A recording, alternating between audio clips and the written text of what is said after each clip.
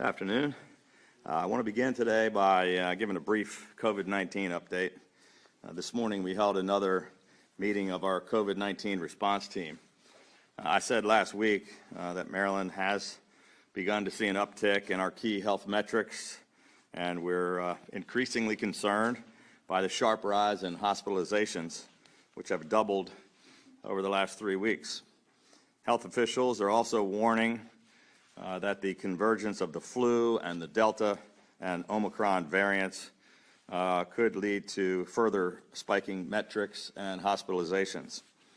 Based on all the preliminary data, Omicron is believed to be potentially 4 times more transmissible than previous strains of COVID-19, and it is anticipated to rapidly overtake Delta as the main driver of new cases over the next 12 weeks. Omicron has already been detected here in the state of Maryland, as well as in 18 other states and 50 other countries. Initial studies do indicate that higher levels of immunity from booster shots does provide protection against the Omicron variant, which makes it more important than ever that every single Marylander who is eligible for a booster shot should get a booster shot as soon as possible. I want to thank all the Marylanders who have already gotten their boosters in record numbers. As of today, the state of Maryland has administered 1.3 million booster shots, and all Marylanders 18 and older are eligible for a booster. Especially as we approach the holiday season, I want to again stress that getting a booster truly is the single most important thing you can do to protect yourself, your family, and your fellow Marylanders. We've also been working closely with our hospital partners to make sure providers are aggressively offering monoclonal antibody therapy. State health officials strongly recommend the use of monoclonal antibodies for COVID-positive individuals. It's one of the first things that you should consider doing before having to go to the hospital, when by then it may already be too late. We will be introducing emergency legislation to give our hospital systems some tools to address staffing shortages. During the state of emergency and throughout the pandemic, we took proactive steps to assist hospitals in increasing their nursing workforce, including providing flexibility to allow registered nurses and licensed practical nurses who hold a current active license in any other state or jurisdiction to be able to render nursing care in the state of Maryland. State health officials have strongly encouraged hospital systems to utilize nursing students, nursing assistants, and physicians' assistants as force multipliers. We have requested all state nursing programs to expedite classes and to allow for the earliest possible graduation for qualified nursing students. The emergency legislation we submit will allow all of these important emergency actions to be made permanent. The Health Department will be taking some additional immediate actions in the days ahead as we continue to use every tool at our disposal to help Maryland hospitals to get the resources they need to respond to this and to future hospital surges. Now I want to move on to the special or perhaps not so special session of the legislature. Before Thanksgiving, following a string of particularly heinous and disturbing violent crimes in the streets of Baltimore, we submitted emergency legislation for tougher sentencing for violent criminals, specifically those who continue to commit violent felonies with guns, and legislation that brings greater transparency to the sentences handed down by judges for violent crimes. We have repeatedly proposed this legislation, but year after year, the legislature has refused to take action.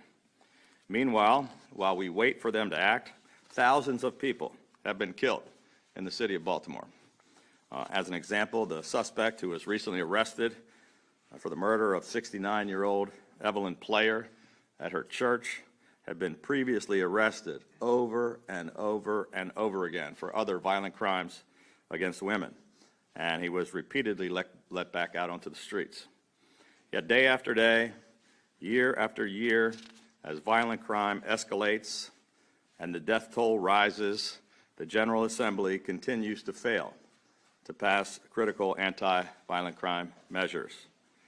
These emergency bills are strongly supported by an overwhelming majority of Baltimore City residents and all Marylanders.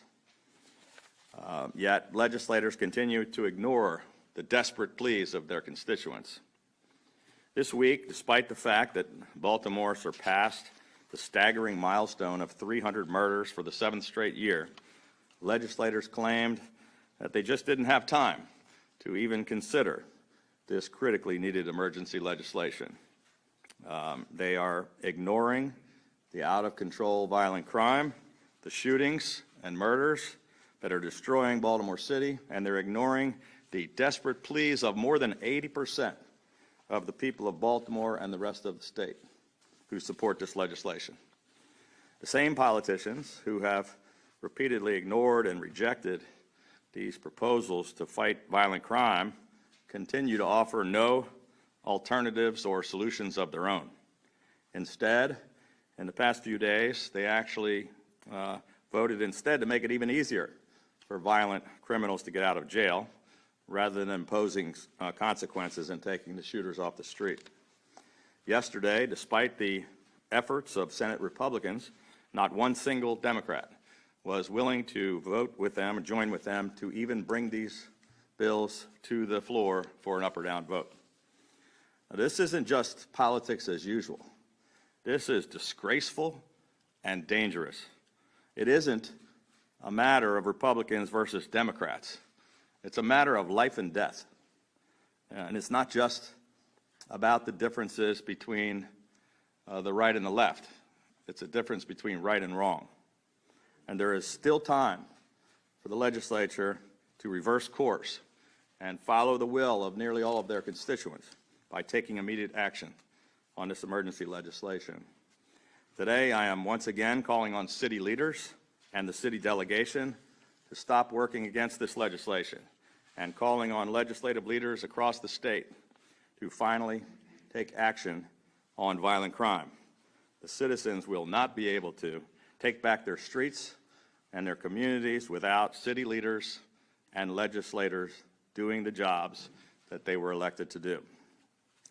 Rather than passing these emergency crime bills and protecting our citizens, the focus of the legislature this week has instead been on protecting themselves by making it the worst, most gerrymandered districts, by making even the worst and most gerrymandered districts in America even worse. Being worse than America is not the distinction we want for the great state of Maryland. The actions of these politicians in Annapolis this week are a perfect example of everything that's wrong with our broken political system. It's an unmitigated arrogance of power, and Marylanders are completely fed up. Last month, I accepted and submitted the fair legislative and congressional maps which were created by the Maryland Citizens Redistricting Commission. The commission was comprised of citizens free from any kind of legislative or political influence who are representative of the state's diversity and demographics. The commission held 36 open public meetings in which thousands of members of the public participated. Their focus was on fairness, transparency, and accountability, and the results was a set of maps that received a grade of A for fairness by the Princeton Gerrymandering Project. But it's been made crystal clear this week that the legislature has rigged the process and predetermined the result from the outset to ignore the commission's maps. These politicians drew their own districts in secret, behind closed doors. These terrible maps drawn by the legislature have been universally panned and have received a flunking F grade by the Princeton Project. Even Democratic Congressman Kwesi Mfume, a former president of the NAACP, called Democrats' attempts to seize control of the state's congressional representation overreach and a bridge too far, and the congressman said that it's been Baltimore that's been chopped at and bitten at in 1990 and 2000 and 2010, and here we go now again in 2020. These gerrymandered maps will be challenged in both the federal and state courts. These maps disenfranchise voters, they violate the Voting Rights Act, and they are in violation of numerous state and federal laws. On Monday, Attorney General Merrick Garland announced that the Department of Justice is suing the state of Texas in order to block its new gerrymandered congressional map. The map passed by the legislature here in Maryland is a far more egregious civil rights violation than the Texas map. And so today we're calling on the Biden administration to immediately add the state of Maryland into that lawsuit. For many years, I've been a leading advocate at the state and national level, pushing for real nonpartisan redistricting reform to allow citizens to actually pick their representatives rather than politicians picking their voters. We're here in the nation's oldest state house that served as the first capital of the United States, where we ratified the Treaty of Paris, ending the Revolutionary War. American democracy literally began right here in this very place.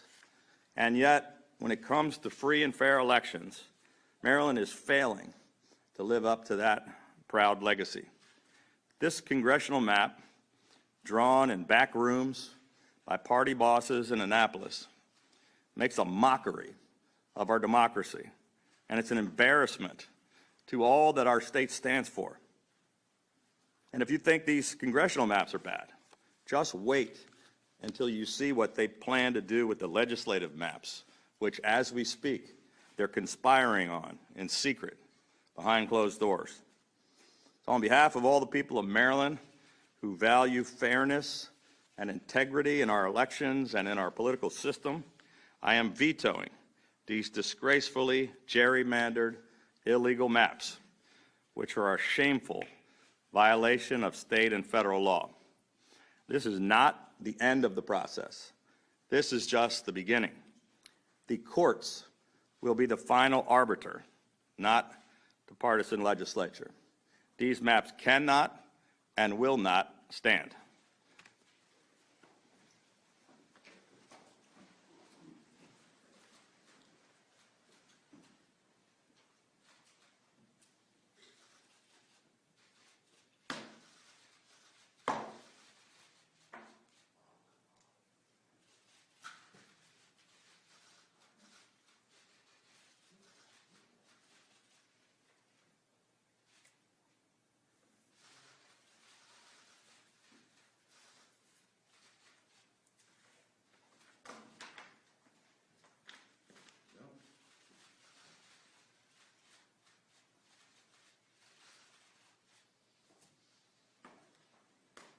With that, I'd be happy to take a few questions.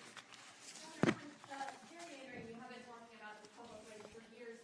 Can you explain why you chose not to speak directly to lawmakers during our joint hearing earlier this week? I think the lawmakers are perfectly fully aware of what my position's been for the past 7 years. There was no reason to speak to them. Anybody else? Governor Hogan, when it comes to the crime bills,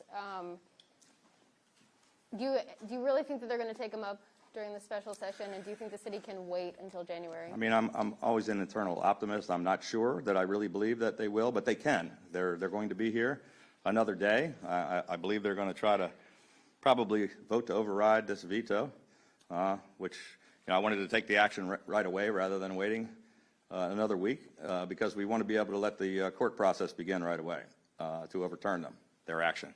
But they're going to be here in session. They could very easily pass the crime bills just as quickly as they pass these terrible maps, and I'm still hopeful. But I just placed the first bet at MGM in Maryland for sports betting. If I was betting, I probably wouldn't put all the money on that. Are you surprised that they didn't take it up? I'm very disappointed, although not surprised. The Senate passed our bills a couple of times. House has never acted on them, and so It's frustrating. We will be bringing them back in the legislative session, and I can assure you we'll be fighting for 90 days to make sure that they get them done if they don't get them done tomorrow.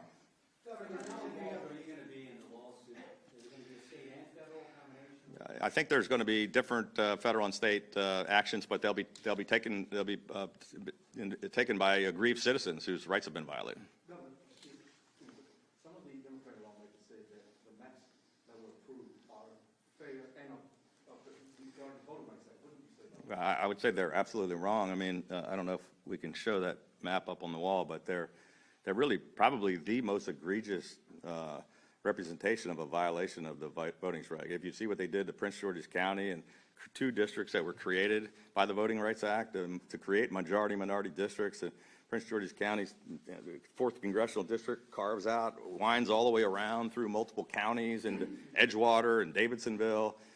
You look at the district, instead of having a Baltimore City Congressional District, which is what was originally intended and what Kwesi and Fume has been so articulate on, they take Baltimore City and spread it all around multiple districts. There's anybody that looks at the map, it takes, you don't have to be a lawyer to figure out that these are not fair maps. And they had to go to great, they're like contortionists the way they had to create these tortured maps.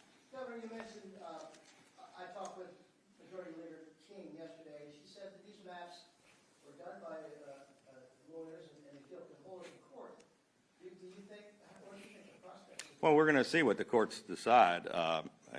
These maps were created by the same person that did the gerrymandering last time, where Martin O'Malley admitted under oath in a federal court that he did break the law. But, the Supreme Court chose not to take action, and they kicked it back to the states, and this is the next step in the process. A lot of Republicans, and even more Marylanders, during the hearing, they all were for the citizens map. Some people are saying this is pretty bold to throw this out there, which what they say is ridiculous, and he says ridiculous idea. What are your thoughts on just kind of throwing this up there? Well, look, the way the process works is the governor submits a set of maps to the legislature, and the legislature then takes action and votes or amends those maps. I happen to be the first Republican in the history of the state to be involved because every single 10-year cycle since 1790, when they did the first census, has been a Democratic governor and a Democratic legislature. So it's an unusual process where they weren't just getting together behind closed doors to do it together. I could have drawn maps and tried to do the same thing and been unfair and gerrymandered and drawn districts that would enable Republicans. But I didn't, because I'm very much opposed to that. So we allowed citizens to just draw fair maps that don't favor anybody, that are drawn the way they're supposed to be drawn. And for them to just ignore, basically dismiss in an arrogant way the people that spent months and months and held 36 hearings and thousands of people that participated, and say, we don't care what you want. We don't care what the people want. And in most Democrats and Republicans, it doesn't matter what party you are, people don't like this unfair process. So I think, the process is starting now. My guess is that they'll take some action tomorrow to overturn my veto. And then it will be many months before we get to the bottom of exactly what's going to happen in the next election. Governor, it's been about 5-6 days since the state has been able to update its COVID. Yes. What's the status of the health department's websites, and has the department been subjected to some kind of a ransomware attack? Well, it's an ongoing, investigation. I'll just say that, it was a, cyber attack that we were hit. Luckily, we have been taking some pretty serious actions over the past several years and over the past many months, and we're in a much better position than we would have been. I pushed to make sure that cyber was added into the infrastructure bill. It wasn't in the Republican bill or the Biden bill, and we got that taken care of. We've been taking actions at the state, holding cyber summits, but this is the wave of the future. People are going to be vulnerable, whether they're state agencies or private sector companies or federal government. Everybody's going to be, this cyber is the #1 threat we face in America. This was our system was compromised, but at this point it appears to be much less intrusive and with a much better outcome than we were afraid might be the case. We don't believe that any data was sacrificed, and I think they're digging into it and getting to the problem of it. They made a lot of progress already, and we're hopeful it's going to be a good result. Has this hobbled in any way the state's ability to No, it has, it slowed down some of the posting of things on websites. We're all about transparency and updating things. We have all the data still. None of the data has been compromised, and I think as of today or tomorrow, all of the postings on the websites will be back up to date. But it hasn't changed any of the data gathering or really put us in any kind of a tough position with respect to the data in our system. Those of you who are gerrymandering, would you support the legislation that's in Congress that requires states to have? Well, I've been pushing for that for more than 20 years. And look, I think gerrymandering is a cancer on our democracy. There's no question that both parties are guilty of it, that it happens across the country. Republicans do it just as much as Democrats. I think it should be resolved at the federal level. I think the Supreme Court should have resolved the issue, but they didn't. They kicked it all back to the states. And now we are the worst, most egregious case of gerrymandering in America. It happens to be Democrats that have been in control since 1790. That's not to say that the other side isn't guilty, but just two wrongs don't make a right. And, this is not just the congressional maps, but the legislative maps, and we want to do the right thing here and lead by example. I don't like being the follower. We want to, we can't say we're not going to do it until everybody else does it. It's just nonsense. But do you not support that legislation? I've been supporting that type of legislation for a long time. I mean, it's a little bit rich that this legislation is sponsored by, Congressman Sarbanes, who is the worst, most gerrymandered district in America, and he's not willing to fix his own district. Governor, In Virginia, Glenn Youngkin is interested in pulling out of the regional greenhouse gas initiative, which is something you and your administration support. What's your reaction to that? Would you try to dissuade him from here? I don't have a lot of detail I didn't hear what he said about it. I just picked up, in between meetings that he had either said something or taken some action today. I know that we have a meeting scheduled with Governor-elect Youngkin at some point over the next couple of weeks. I think he's going to come visit us here in Annapolis and sit down together. And so we're hoping to have a chance to catch up with him and what his plans are for the Commonwealth of Virginia. I know we're planning to talk about building the American Legion Bridge and fixing traffic on the Beltway and working on Chesapeake Bay issues. And, I'll probably, talk to him and find out more about what he's talking about with Reggie. But obviously we're supporting Reggie. We were encouraging other states to join Reggie. And we think, doing something about greenhouse gas emissions and clean air is pretty important. So, but I can't really speak for Governor-elect Youngkin. Thank you. Thank you, guys.